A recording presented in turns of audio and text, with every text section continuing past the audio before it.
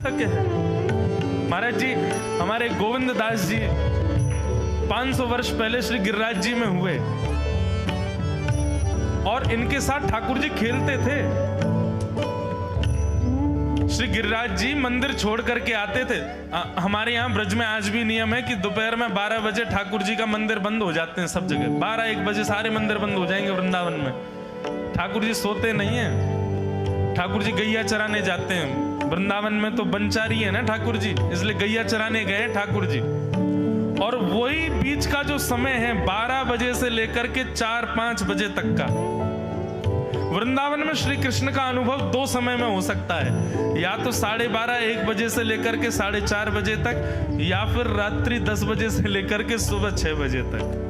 या तो पूरी रात्रि आपको श्री कृष्ण अनुग्रह करा सकते हैं, या ये दोपहर का समय जो वन चारण के लिए ठाकुर जी जाते हैं। तो गोविंद दास जी, गोविंद स्वामी जी प्रत्यक्ष में देखने में तो गवैया हैं। रोको, एक लीला सुनाएं फिर गाएंगे आगे का पद। वो देखने में कौन है? बोले कि मंदिर में जाते हैं, ठाकुर जी को पद सुनाते हैं, लेकिन उनकी अंतरंग इशारे चलते थे ठाकुर जी के साथ। जैसे ही गोविंद दास जी पद गाते थे, गुसाई जी श्रृंगार करते थे ठाकुर जी का, गोविंद दास जी पीछे खड़े खड़े पद गाते थे। तो जैसे ही गुसाई जी श्रृंगार करते करते थोड़ा श्रृंगार लेने के लिए नेक दूर जाते, ठाकुर जी ऐसे खड़े खड़े नीचे से एक मोती उठाते, मोती उठा के ये मारते टक के गोविंद दास के सिर पे। और जैसे ही गोविंद दास के सिर पे लगती, गोविंद दास कहते माने ना दारी की तो बताऊं, रुक जा। जैसे ही वो मोती लेकर के वापस गोविंद दास मारते, तब तक गुसाई जी वापस आ जाते। और गुसाई जी के आते ही वो मोती ठाकुर जी की जगह गुसाई जी में जाके लग जाता। गुसाई जी कहते हे गोविंदा, तू ठाकुर जी को मोती मार रहा है? गोविंद दास बोले मेरो माथो देखियो, ये गुम्माटो फूल को ये आपके लाला ने मारो मोए। आपको लाला ऊधम मचावे वो ना दिखाई दे आपको, और मैं नेक कछु कह दूं सो मुंह पे चिल्ला रहे हो, मुंह पे बरस रहे हो, या समझा लो बहुत ऊधम मचावे ये। ऐसी लीला करते। गुसाई जी के नेत्रों में आंसू आ जाते। बोले गोविंदा तू कितना भाग्यशाली, तेरे संग ठाकुर जी लीला करें। गोविंद दास के साथ ऐसी ऐसी लीला करते महाराज। एक बार ठाकुर जी गोविंद दास से बोले ए गोविंदा, बोले हाँ मेरो दाल बाटी खावे को मन हेरो है। आप लोग दाल बाटी जानते हैं? महाराष्ट्र में खाते हैं दाल बाटी हैं? राजस्थान की बढ़िया, राजस्थान हमारे ब्रज में खूब खाते हैं दाल बाटी चूरमा, जो खाए सो सूरमा। तो दाल बाटी चूरमा ठाकुर जी बोले ए गोविंदा, ऐसे ही बोलते थे, बोले मोए दाल बाटी खानी है। गोविंदास बोले 56 भोग बनते हैं रसोई में। अपरस में मुंह पे पट्टी बांध करके महाराज रसोईया बनाता है। अपरस में यमुना जी का जल आता है वहां से, वृंदावन से, उसके जल में सुंदर प्रसादी बनती है। इतने सुंदर शुद्ध भोजन को छोड़ के यूं कह रहे दाल बाटी खानी है। ठीक है मैं आज बोल दूंगा रसोई घर में बनवा देता हूं। बोले ना रसोई की ना खानी तो? बोले तेरी कदम खंडी में आऊंगा। गोविंदास जी जहां बैठ करके भजन चिंतन करते थे, मंदिर से थोड़ा दूर था, सुंदर वन था गिरिराज जी में। बोले मां आऊंगो और वहीं पे तू कंडा, वही गोबरी कंडा में बना, और कंडा में बना के तैयार कर, मैं आऊंगा वहीं खाऊंगा। गोविंदास जी बोले यहाँ सब लोग आपको मंदिर में पूजने आते हैं, आप यहाँ पे भगवान हो, ऐसे कहीं खाने पीने आओ। बोले कोई को पता थोड़ी चलेगी, मैं आ जाऊंगा, तू चिंता मत कर, तू सुन तैयारी कर ले, आज मैं तेरे यहां आके प्रसाद पाऊंगा। गोविंदास जी चुपचाप मंदिर से भाग गए, किसी को बताया नहीं। किसी को पता थोड़ी कि ठाकुर जी ऐसे बाहर भी चले जाते हैं, सबको लगी अंदर ही रहते हैं ये। गोविंदास जी दौड़ करके गए, बढ़िया कंडा में बढ़िया उपले उपले लगा करके, और महाराज बाटी बनाई, दाल चढ़ा दी, सुंदर। ठाकुर जी आएंगे पाने। एक पंथ दो काज, ठाकुर जी को 2 लीलाएं एक साथ करनी थी। एक तो गोविंद दास के संग सुख लेना है, और एक झाड़ू लगाने वाला गिरिराज जी की तलहटी में झाड़ू लगाता था, उसको मंदिर में प्रवेश नहीं करने देते थे लोग। तो वो बेचारा बाहर खड़ा खड़ा ही दर्शनार्थियों से पूछता था कि ठाकुर जी दिख कैसे रहे, मुझे ये बता दो। दर्शनार्थी आकर के बताते थे नीली ठाकुर जी ने बाघा पहना है, गले में मोतियों की माला है, मकराकृत कुंडल है, ऐसा टिपारा ठाकुर जी के सिर पर रखा है और ऐसा ठाकुर जी का श्रृंगार है। तो वो बाहर खड़ा खड़ा नेत्र बंद करके सुन करके ही अपने चित्त में एक झांकी बना लेता था और मन में सोचता था ऐसे दिख रहे होंगे ठाकुर जी। पर रोज प्रार्थना करता था, नाथ मुझे लगता है इस जन्म में तो आप मुझे कभी नहीं दिखोगे, भगवान इस जन्म में तो मैं आपके योग्य नहीं हूं, पर मेरे पर बस इतनी कृपा कर दो कि अगला जन्म मुझे दीजिएगा तो कुछ नहीं तो चेंटी बना देना, तो चेंटी बन करके मैं आपके 56 भोग में ही आ जाऊंगा, भीतर आके आपका दर्शन कर लूंगा, लेकिन मुझ पर अनुग्रह कर देना। ठाकुर जी उसके इस भाव से इतने रीझ गए। गोविंद दास को बोला था कि दाल बाटी खाने आएंगे, अब मंदिर बंद करके सब तो चले गए वहां से, सब लोग भोजनालय में भोजन प्रसाद पाने लगे। ठाकुर जी मंदिर से निकले अचक करके बाहर, गिरिराज पर्वत के ऊपर विराजते थे। जैसे ही बाहर निकल करके आए तो गिरिराज पर्वत के नीचे ही वही झाड़ू लगाने वाला उन नेत्रों से आंसू बह रहे थे। ठाकुर जी का चिंतन कर रहा था, आज ठाकुर जी ऐसे दिख रहे हैं, आज नीली पोशाक पहनी है, सिर पर चांदी का मुकुट पहना है, ठाकुर जी ने आज गुलाब का इत्र लगाया है, ठाकुर जी के ऐसे ऐसे मकराकृत ठाकुर जी के कटाक्ष, वो सब चिंतन कर रहा था। ठाकुर जी नीचे उतर करके जाने लगे, इतने में ठाकुर जी ने लीला करी और जोर जोर से ठाकुर जी चिल्लाने लगे, अरे जल्दी ते आइयो, देखियो मेरे पाम में कांटो लग गयो, अरे जल्दी ते कोई आओ या कांटे को निकारो, मुझको तो बहुत दर्द है रहा है, अरे भैया जल्दी आओ जल्दी आओ। अब ये स्वर जैसे ही सुना उस झाड़ू लगाने वाले ने, उसके नेत्र खुल गए। उसने देखा, बोले कि ये स्वर कहां से आ रहा है। उसने जैसे ही नेत्र उठा करके ऊपर देखा तो नीला बाघा पहना है, मोतियों की माला पहनी है, मकराकृत कुंडल पहना है, चांदी का मुकुट चमक रहा है मस्तिष्क पर, ठाकुर जी के केश घुंघराले लहरा रहे हैं और ठाकुर जी अपनो एक पाम हाथ में पकड़ करके और एक पैर पर लंगड़ी जैसे खेलते हैं ऐसे ठाकुर जी कूद रहे हैं यहां से वहां। नीचे से झाड़ू लगाने वाले लिखे, अरे ऐसा पुरुष तो मैंने जीवन में कभी नहीं देखा, ये कैसा पुरुष है। नीचे से ही ठाकुर जी को देखने लगा। अब स्वरूप उसको पता था तो उसने कही ये जरूर ठाकुर जी होंगे, वहीं से प्रणाम करें। ठाकुर जी बोले प्रणाम कर रहा हूं, दारी के जल्दी ऊपर आ, कांटो लगो मेरे पाम में या को निकार। बोलने लगा, बोले मैं ऊपर नहीं आ सकता, गुसाई जी मारेंगे, सब लोग डांटेंगे मुझे। अरे नहीं गुसाई जी ऐसा कुछ ना कहें, ये सब तो बाहर के लोगों ने नियम बना दिए, मैं तो सबसे मिलूं, तू आजा जल्दी ऊपर। जैसे ही ऊपर गया, ज्यों-ज्यों ठाकुर जी के समीप जाए त्यों-त्यों उसके नेत्र सजल होते जाएं। ठाकुर जी के बिल्कुल समीप पहुंच गया। भगवान बोले, देख काई को रो भैया, जल्दी कर, मेरे पाम में कांटो लगो या को निकार। जिन चरण कमलों के स्पर्श के लिए सदा लक्ष्मी लालायित रहती है, ठाकुर जी ने उसकी गोद में अनायास अपने चरण रख दिए। बोले जल्दी कांटो निकार, कांटो लगो मेरे पाम में। अब वो ठाकुर जी के सुंदर तलवों को अपने हाथ से ऐसे देख रहा है, ढूंढ रहा है कहाँ कांटा लगा है, कहीं उसको कांटा मिल गया। अब इतने कोमल चरण ठाकुर जी को, उसके नेत्रों से आंसू भी गिरते जा रहे हैं, भाव विह्वल होता जा रहा है। मेरे सौभाग्य की सराहना, ठाकुर जी के इतने समीप। कांटा निकालने के लिए बार बार अपने अंगूठे से खींचे लेकिन कांटा नहीं निकले। ठाकुर जी बोले, अरे जे हाथ पे ना निकलेगो। उसने पूछा कैसे निकलेगा। बोले अरे मेरो पाम पकड़ के अपने मुंह के पास ले जा और दांतन से निकाल, तब निकलेगा ये। आहा कितनी कृपा की ठाकुर जी। कृपा की न होती जो आदत तुम्हारी, तो सूनी ही रहती अदालत तुम्हारी। जो दीनों के दिल में जगह तुम न पाते, तो किस दिल में होती हिफाजत तुम्हारी। कृपा की न होती जो आदत तुम्हारी, तो सूनी ही रहती अदालत तुम्हारी।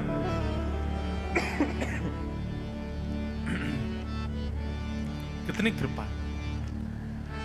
उसने कांटा निकाला मुख से, ठाकुर जी बोले अब चल, मुंह से चलो ना जा रहा। गोविंद दास ने अपनी कदम खंडी में दाल बाटी बनाई है, मुँह ले चल वहां पे। बोला कैसे लेके चलूं? बोले तेरे कंधान पे बैठ जाऊंगा मैं। और ठाकुर जी ने अपने दोनों पांव ऐसे लटका लिए उसके यहाँ पे और सिर पकड़ करके उसके ऊपर ही बैठ गए। बोले चल ले चल मुँह को। वो तो महाराज बेहोशी सी हो रही है, उसको विश्वास ही नहीं हो रहा ठाकुर जी मेरे संग इतनी बड़ी लीला कर रहे हैं।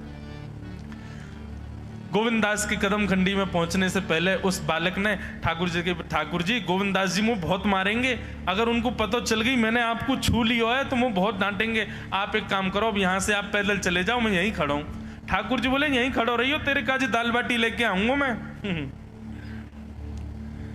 ठाकुर जी पहुंच गए गोविंद दास के पास। आहा, जो ठाकुर जी अचल दिखते हैं सबको मंदिर में, वो सचल दिखते हैं गोविंद दास को। कितनी बड़ी कृपा। गोविंद दास के यहाँ ठाकुर जी पहुंच गए और पहुंच करके ठाकुर जी बोले चल गोविंदा जल्दी खवा, मुझको तो बहुत जोर की भूख लगी है। गोविंद दास बोले हाँ हाँ बिराजो। सुंदर व्यवस्था कर दी। ठाकुर जी बैठ गए और बैठ करके सामने पत्तल पर महाराज बाटी रखी, दाल रखी, चूरमा रखी, चटनी रखी, सब बढ़िया सुंदर सजा दी। अब ठाकुर जी पा रहे हैं, प्रेम से पाते जा रहे हैं और पाते पाते बीच में कहे और ला, और जल्दी ला, जल्दी ला, भूख लग रही है मुझको। गोविंद दास बोले पहले इनको तो खाए लो। अरे ना है तू जाने ना है मंदिर में मेरो भूख कैसे लगे? थाली में 2 रोटी और ये सब्जी, इनते मेरो भूख पेट थोड़ी भरे। मेरे सामने तो सबरी सामग्री धर दो, मेरो जो मन होगा मैं उठा उठा के पाते जाऊंगा। अरे गोविंदा जल्दी जल्दी लेके आ। अब गोविंद दास जी पीछे मुड़ करके बढ़िया सुंदर बाटी वाटी सेके। इतने में ठाकुर जी क्या करें, एक बाटी तो खा जाएं और दूसरी बाटी उठा के अपनी जेब में धरते जाएं। वो संग आयो वाके काजी लेके जानी है। अब तुम्हारा ठाकुर जी खाते जाएं भरते जाएं, खाते जाएं भरते जाएं। गोविंद दास बोलो ठाकुर जी ये तो मैं मानूं कि आपकी खुराक बहुत है, पर इतनी ज्यादा है ये मुझको विश्वास नहीं है रहा है। क्यों हैं? 56 बाटी खा गए हो अब तक आप? अरे कोई तुक ना है, पेट है कि समुद्र है, कुआ है, कहा है आपको? ठाकुर जी बोले अच्छा दारी के ऐसे बोले, चलो जाऊंगा मैं। अरे नहीं नहीं जय जय आप तो पाओ। ठाकुर जी तो जेब में भरते जा रहे थे। अब ठाकुर जी का पेट भर गया। ठाकुर जी बोले चल भैया गोविंदा अब पेट भर गयो, नेक देर हम एक पेड़ के नीचे बैठ के नेक सुस्ताए लें, फिर बाकी बाद मंदिर में जाएंगे। 4 बजे मंदिर खुल जाएगा, दर्शन देने। जैसे ही ठाकुर जी खड़े भये महाराज, सोई उनकी पीतांबरी फैल गई। पीतांबरी फैली। गोविंदास बोले जय जय ये बाटी खाए के आप इतनी जल्दी मोटे कैसे है गए? ये पेट आपको है तो सही, लेकिन ये इतना चौड़ो कैसे है गो? और पेट कोई खावे तो वो आगे की तरफ निकल, ये कोने में कैसे निकल रहा है? ये दोनों तरफ पेट बाहर कैसे आ रहा है आपको? ठाकुर जी ने ना कछु ना कछु, नहीं नहीं नहीं दिखाओ। अब तो महाराज गोविंद दास ने पकड़ के जैसे ही पकड़े तो अंदर से बाटी निकल आई। जे बाटी कौन के काजे भर के ले जा रहे हो? सही सही बताइयो लाला, कौन के काजे? कोई और सखा बना लियो तुमने मेरे अलावा? गोविंद दास जी बाहर गए। बाहर जाकर के देखा तो एक वृक्ष के पीछे वो झाड़ू लगाने वाला बैठा था। अच्छा तो अब जे आपको सखा बन गए, जे आपको मित्र है गयो, या के काजे बाटी भर के ला रहे हो? ठाकुर जी के अच्छा अरे भैया ठीक है, अब तू सबंत कह मत दियो कि मैं यहाँ के संग आयो, यहाँ के संग खेलूं। अरे बेचारो बड़ो प्रेम करे मोते, ये भूखो बेचारो, मैंने सोची यहाँ के काजी बाटी ले चलूं। गोविंद दास जी के चित्त में एक क्षण के लिए तो ये भाव आ रहा है कि ठाकुर जी कितने प्रेमी हैं, लेकिन बाहर से कैसा दिखा रहे हैं? बोले स्वयं ने इतने सारे ग्रंथ निर्माण करा दिए, 4 वेद लिखवा दिए, उन पुराणों में शुद्धि, पवित्रता, अपरसता सबके इतने नियम बना दिए, और खुद क्या कर रहे हो? हैं?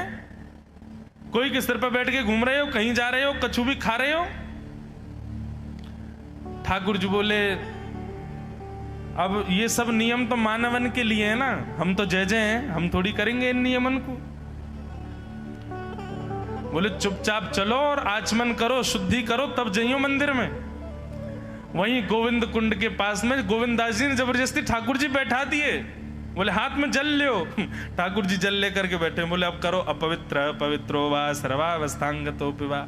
ठाकुर जी आचमन कर रहे हैं, अपने पवित्र कर रहे हैं ऊपर से लेकर नीचे तक। इतने में ही गोविंद दास बोलते बोलते बोलते बोलते पीछे के गए और ठाकुर जी की पीठ पे जाकर के एक धक्का दियो महाराज, पूरे ठाकुर जी डुबा दिए कुंड में। ठाकुर जी पूरे ऊपर से नीचे तक भीज गए। ठाकुर जी बोले, दारी के तेरी शिकायत करूंगो, गुसाई जी तक कहूंगो तू ऐसे करे मेरे संग। गोविंदास बोले, मैं बता दूंगा तुम कौन कौन के कंधान पे चढ़ के घूमो। आप मंदिर के लिए इतना नियम बना रखो है, नहा के आओ, धो के आओ, हाथ पांव खासा करके आओ, और कुछ अपवित्र वस्तु मत छीलेना, अपरस में रहना, गीला वस्त्र तन पे होना चाहिए। आपकी सेवा के लिए इतने नियम, और खुद क्या कर रहे हो? ऐसे गोविंद दास। नारद जी महाराज कहते हैं, बोले व्यास जी आपने जितने भी ग्रंथ लिखे हैं धर्म अर्थ काम मोक्ष की प्रधानता बताते हैं, आप ऐसे ग्रंथ का निर्माण करो जो प्रेम को प्रधान बताता हो, जिसके श्रवण और कथन के पश्चात ठाकुर जी प्रिय लगने लगे, ऐसा विषय सुनाओ, रचना करो, समाधि लगाओ। समाधि में बड़ी ताकत है। नारद जी महाराज अपने पूर्व जन्म की कथा सुनाते हैं, और पूर्व जन्म की कथा सुनाते हुए कहते हैं, बोले मैं एक दासी पुत्र था। हमारी माता जी घर घर में जाती थी और कुछ कार्य करती थी। एक बार हमारे गांव में चातुर्मास के लिए कुछ संतों का आगमन हुआ। मेरी माता जी उन संतों की सेवा में मुझको भी लेके जाती थी। छोटा सा बालक मैं जाता था।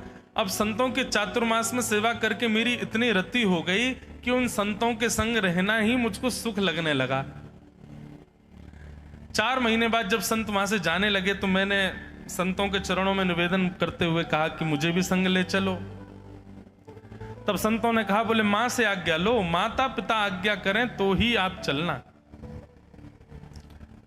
मां से पूछने गए तो मां ने मना कर दिया। बोले कि मैं बुढ़ापे की स्थिति में हूं, इकलौता मेरा यही पुत्र है, इसको भी संत के रूप में भेज दूंगी, मैं कैसे जीऊंगी। संतों ने नारद जी महाराज से कहा, बोले देखो अभी मां आपकी वयोवृद्ध हैं, अब एक काम करो, जब तक मां विराजमान है तब तक इनकी सेवा को ही भक्ति मानो, इनकी सेवा को ही भक्ति का स्वरूप दे दो। बंधुओं, कई लोग ऐसा प्रश्न करते हैं परिवार के प्रति, अपने परिवार के कुछ लोगों के प्रति कि वो हमको भक्ति नहीं करने देते, और वो ऐसा संबंध है कि उसका त्याग भी नहीं कर सकते, चाहे माता पिता हो, चाहे पत्नी का हो, चाहे अन्य किसी भाव का हो। क्या करें? उसका निर्वहन कुछ समय तक करना चाहिए। प्रयास करो कि आपके भाव को वो स्वीकार कर लें, लेकिन किसी समय पर यदि स्थिति ये पहुंच जाए कि अब स्वीकार हो ही नहीं रहा है, अब वो किसी भी रूप में आपको भगवत भाव से विमुख ही कर रहे हैं, तब गोस्वामी जी की ये पंक्ति जो उन्होंने मीराबाई को लिख करके दी है, जाके ही अन राम वै देहि तजिय ताहि कोटि वैर सम यद्यपि परम स्नेहि। कितना भी स्नेही क्यों ना हो, जिसके हृदय में राम और श्री जानकी जी नहीं है, श्री कृष्ण और श्री हमारी किशोरी जी का वास नहीं है, जिसके चित्त में उनके प्रति प्रेम नहीं है, तजिय ताहि कोटि वैर सम, उसको अपने बैरी के समान त्याग कर दो। यद्यपि परम स्नेही, चाहे परम स्नेही क्यों ना हो, लेकिन इससे पहले प्रयास करो कि आपका भाव स्वीकार हो जाए। ना हो अनेक प्रयास करने के बाद तब ये विधि अपनानी। नारद जी महाराज को संतों ने कहा कि आप पहले तो अपनी मां की सेवा करो, जब मां धराधाम से चली जाए तब तुम भजन के मार्ग पर जाना। संतों ने नारद जी महाराज को एक श्लोक बता दिया, नमो भगवते तुभ्यं वासुदेवाय धीमहि प्रद्युम्नाय अनिरुद्धाय नमः शंकर्षणाय च ओम नमो भगवते वासुदेवाय। ये 12 अक्षर मंत्र है। ठाकुर जी की प्राप्ति का, ठाकुर जी की प्रसन्नता का, ठाकुर जी की दर्शन का सबसे श्रेष्ठ उपाय इस मंत्र में विद्यमान है। नारद जी महाराज को संतों ने ये मंत्र प्रदान कर दिया और कहा कि अब प्रतीक्षा करो, जब तक मां है तब तक सेवा को ही भक्ति मानो। नारद जी महाराज खूब अपनी मां की सेवा करते थे। एक दिन आया, उनकी मां ने अपने प्राण त्याग दिए। नारद जी बोल रहे हैं कि मैं बहुत रोया, अपने पूर्व जन्म की कथा सुना रहे हैं। इतना रोया व्यास जी पर मेरे नेत्रों से निकलने वाले आंसुओं में अंतर था। एक नेत्र से ठंडे आंसू आए, दूसरे नेत्र से गर्म। पीड़ा में जब व्यक्ति रुदन करता है तब आंसुओं का जल गर्म होता है, लेकिन जब आनंद में रुदन करता है तब उसके अश्रु जल जो होते हैं वो शीतल होते हैं। पीड़ा में जब रुदन करता है व्यक्ति तब इच्छा होती है कि कोई आकर के संभाले, कोई आकर के रोके, कोई आकर के मुझको देखे। पर जब आनंद में रुदन होता है तब इच्छा होती है कि कोई रोके ना, ये रुदन चलने दो, मुझे रोने दो, बस भाव में ठाकुर जी के में। और एक बात कहें आपको, पीड़ा में रुदन सदा संसार के लिए ही होता है। ठाकुर जी के लिए यदि पीड़ा का भी रुदन है ना, तो पीड़ा का रुदन भी प्रेम वश का ही होता है, प्रेम से भरा हुआ ही होता है, वो आनंद प्रदायक होता है। नारद जी बोले मां चली गई थी इसलिए पीड़ा में था, अब ठाकुर जी से मिलन के लिए आगे बढ़ूंगा इसलिए प्रसन्न भी था, इसलिए दोनों प्रकार के आंसू आए। मां का संस्कार करके मैं वन में जाकर के मैंने इस मंत्र का, द्वादशाक्षर मंत्र का खूब जप किया। जप करते करते करते करते करते करते एक दिन ठाकुर जी का शंख चक्र गदा पद्म धारण चतुर्भुज रूप का एक क्षण के लिए मुझको दर्शन हुआ, और एक क्षण का दर्शन होते ही वो दर्शन अंतर्ध्यान हो गया। नारद जी महाराज आर्तनाद से पुकारने लगे, ठाकुर जी कहां चले गए? आप एक क्षण के लिए आए फिर चले क्यों गए? तब ठाकुर जी आकाशवाणी करते हुए कहते हैं, अविपक्व कषायाणाम दुर्दशोहम कुयोगिनाम सकृत यद्दर्शितम रूपम एतत् कामायते नघ। हे नारद जी, अभी आपकी भक्ति परिपक्व नहीं है। परिपक्वता ना होने के कारण मेरा एक क्षण का दर्शन हुआ है, पर मैंने दर्शन एक क्षण का देकर के आपको यह बात पुष्ट कर दी है कि मैं निश्चित जल्दी आऊंगा, लेकिन तब तक आप और परिपक्व करो अपने भजन को। बंधुओं, ऐसा हो ही नहीं सकता कि नाम साधक, कथा श्रवण करने वाला, भजन मार्ग को अपनाने वाले व्यक्ति को कभी भगवद अनुभव ना हुआ हो। आप पूरा विचार कीजिए, जब से आप नाम साधक हुए हैं, गुरुनिष्ठ हुए हैं, कथा श्रवण करना प्रारंभ किया, तब से लेके अब तक ऐसा हो ही नहीं सकता कि भगवत कृपा और भगवत अनुभूति आपको ना हुई हो। कभी ना कभी तो इस भगवत अनुभव का, अनुभूति का आपने आनंद सुख लिया ही होगा। और यदि किंचित भी एक बार भी किसी के चित्त में या किसी के मन में या किसी के भाव में ठाकुर जी के सुंदर भाव एक बार भी एक क्षण के लिए आए हैं, तो यह बात निश्चित है कि ठाकुर जी आपसे मिलने का मन बना चुके हैं। बस आपकी परिपक्वता की प्रतीक्षा कर रहे हैं कि और परिपक्व हो जाओ तब आऊंगा। एक बार भी किसी भी रूप में आपको ऐसा अनुभव हुआ है, ये तो ठाकुर जी की कृपा थी। ऐसा ऐसा ऐसा भाव चित्त में आया है, रोंगटे खड़े हो गए हो, प्रेमाश्रु छलकने लगे हो नेत्रों से, ऐसी स्थिति एक बार भी यदि जीवन में कभी बनी है तो बस निश्चित मान लीजिए ठाकुर जी आपका नाम रजिस्टर कर चुके हैं मिलने में। बस अब आपकी परिपक्वता की प्रतीक्षा कर रहे हैं कि और थोड़ा परिपक्व हो जाए और थोड़ा श्रेष्ठ हो जाए, फिर आते मिलेंगे, हम प्रिया के संग लीला करेंगे, क्रीड़ा करेंगे। वही यहां पर नारद जी के साथ में वही तो हुआ। नारद जी महाराज को एक क्षण के लिए दर्शन देकर ठाकुर जी कह रहे हैं कि मैंने एक क्षण का दर्शन इसलिए दिया कि मैं तुमको प्रमाण दे रहा हूं कि मैं भी तुमसे मिलूंगा, लेकिन अभी तुम परिपक्व नहीं हो, और भजन करो। नारद जी बोले उसके बाद तो मैंने इतना भजन किया, इतनी साधना की, इतना भजन किया, इतनी साधना की कि साधना करते करते करते करते करते करते पूरा जीवन मैंने ठाकुर जी के नाम जप में ही निकाल दिया, और बस इस प्रसन्नता में कि वो मिलेंगे, वो मिलेंगे, वो मिलेंगे, करते करते साधन, करते करते नाम जब, एक दिन मैंने अपने प्राणों का त्याग कर दिया। और जब मेरे प्राण चले गए तो जब मैं पुनर्अवतरित हुआ तो व्यास जी जब मुझको रूप प्राप्त हुआ तो ठाकुर जी ने मुझे इतना प्रिय बना दिया, इतना समीप बुला लिया कि अब मैं नारद के रूप में देखा जाने लगा हूं। ये वही बालक है जो एक दासी का पुत्र था, ये वही बालक है जो संतों के आगे पीछे घूमता था, ये वही बालक है जिसने अपनी माँ की अंतिम सेवा के पश्चात वन में जाकर के भजन किया, और ये वही बालक है जिसको एक क्षण के लिए ठाकुर जी दिखे थे, और ये वही बालक है आज नारद बन के 24 घंटे ठाकुर जी का दर्शन करता हूं।